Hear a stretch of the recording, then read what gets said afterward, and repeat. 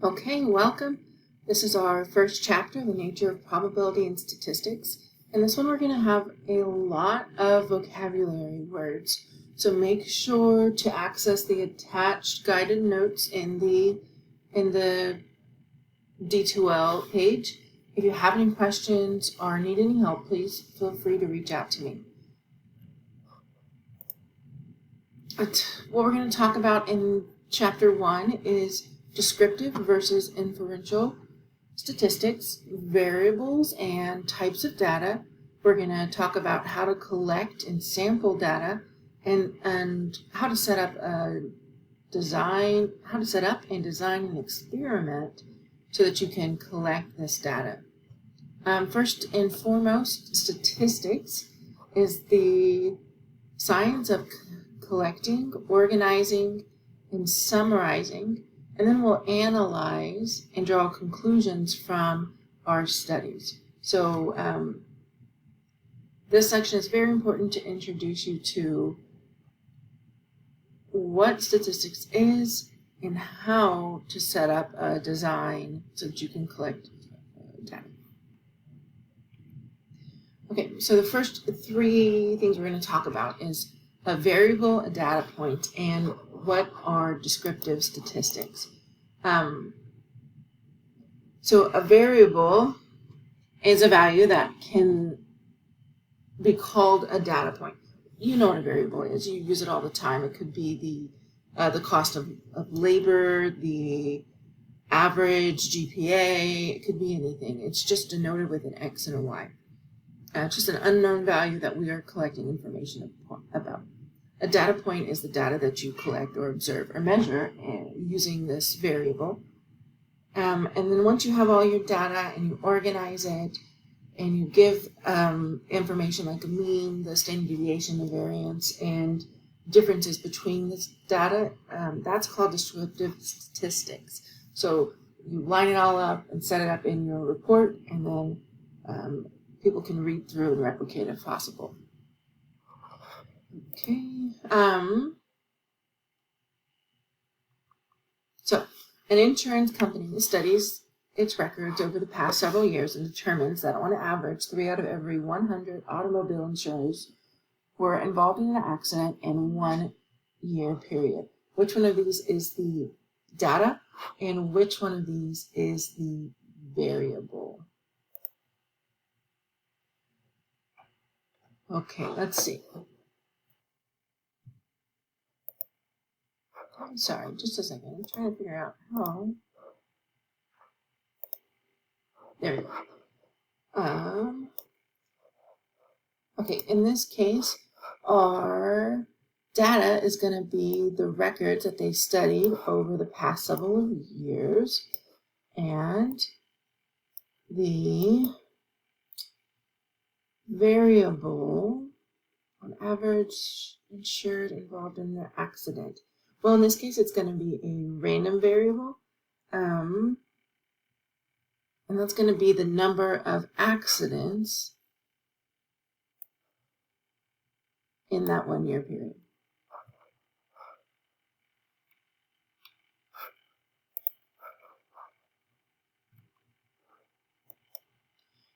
Okay, Amy is collecting data on the average height of men in her class. Man A has height of 5.6 feet and man B has height of 5.8 feet. In this case, we see that Amy is collecting data on the average height of men in her class. So the average height is our random variable, and the data that she finds, the 5.6 feet and the 5.8 feet, these numbers are our data in the scenario. I'm trying to get used to this screen recorder. Sorry about that. Let's see.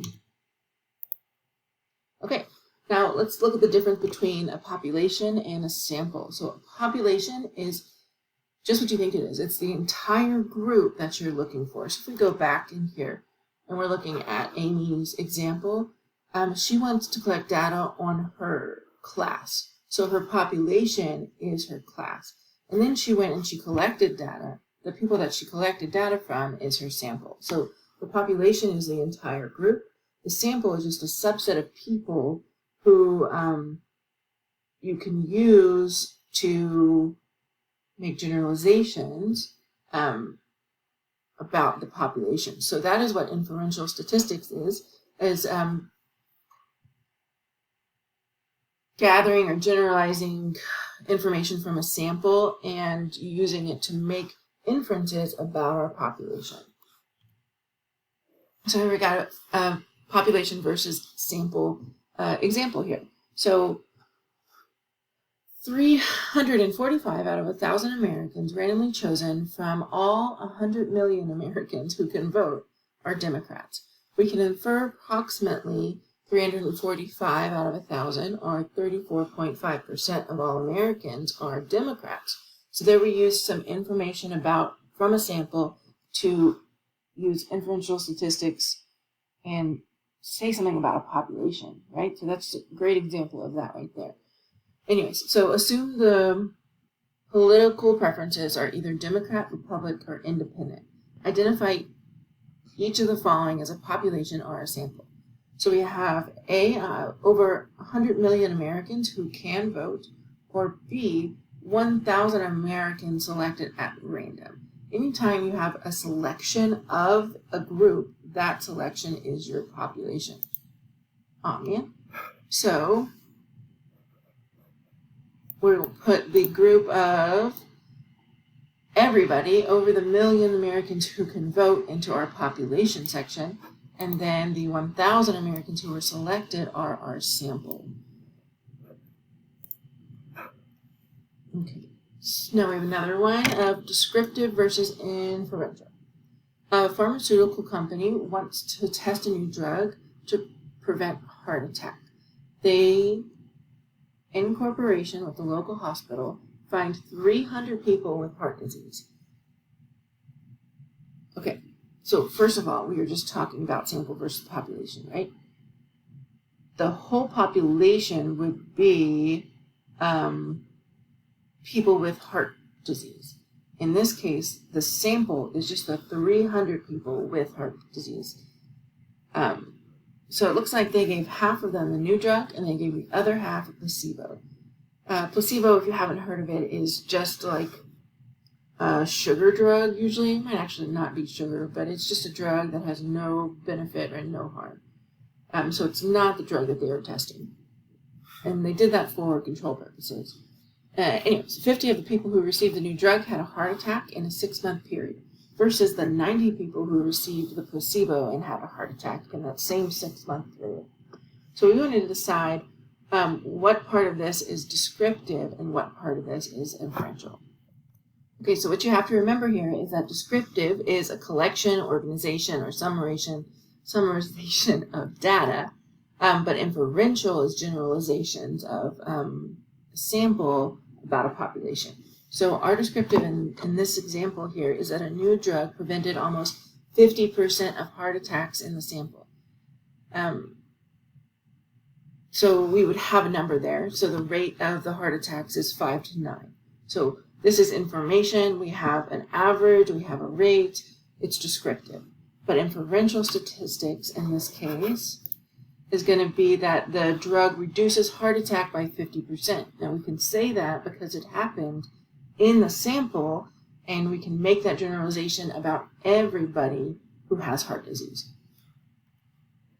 Okay, another one that we're going to look at here is a parameter versus a statistics. And again, this is all about what piece of information that you're talking about. The way I like to remember it is that parameter and population both have a P, and statistics and sample both have an S. So a parameter is characteristic about the whole population. So for in this example, the 50% new drug reduces risk of a heart attack by 50%. That's a parameter because it's talking about an our population. A statistics is a numerical quantity that you can get from the sample. So back to our other example, this statistic would be 50% of heart attacks in the sample, or 5 out of 9 is the rate of people who didn't.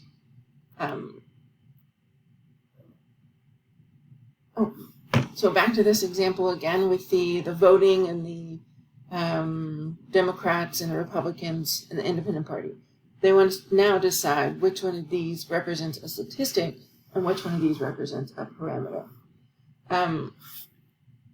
So we have A, the proportion of Democrats among all Americans, or the proportion of Democrats among 1,000 randomly chosen Americans.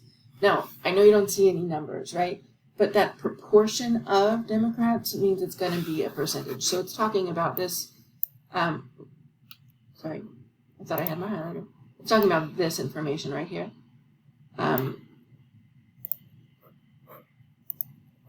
So anything that has all Americans in it, that is going to be your population. So that is parameter. And B is randomly chosen Americans, which means they picked up a sample of people, and there's only 1,000 of them instead of the 1,000,000 Americans who could. So that's from the sample. So that's a statistic. Okay. Here we have. We're going to try all of them together now. So a study was conducted at a local college to analyze the average cumulative GPA of students who graduated last year. So we have 1, 2, 3, 4, 5, 6, 7 sentences and only 6 terms. So one of these is not going to be belong to us. Let's do the easy one first here. Maybe. How did I set this up? Well, I didn't set it up like that. Okay. So the easiest one is the numbers. This collection of information is called data. So we're going to label that one as data. This is the easiest one. Okay. All students who attended college last year. That sounds like a good population. But before I say that's a population, I'm going to go back and read the sentence again and figure out what we're actually trying to find. So it was conducted at a local college. Okay, so it does have to do with college. We're looking at average GPA, and we want to know it about students who graduated last year. So the information that we're looking for our population is students who graduated last year. So this students who attended college last year is not my population. So I'm going to move on. The average cumulative GPA of students, okay, who graduated from college last year. The average cumulative GPA of students who graduated college last year. Okay, that sounds like it might be a variable, right? Because it has the average GPA and it has the population. So that might be our variable.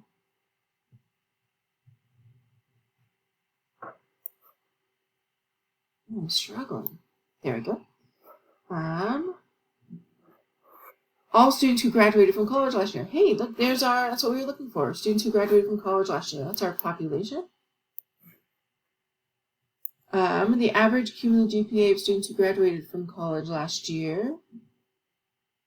This is a variable, but it's specific to students who graduated last year. So it's specific to our population, which means it's a parameter.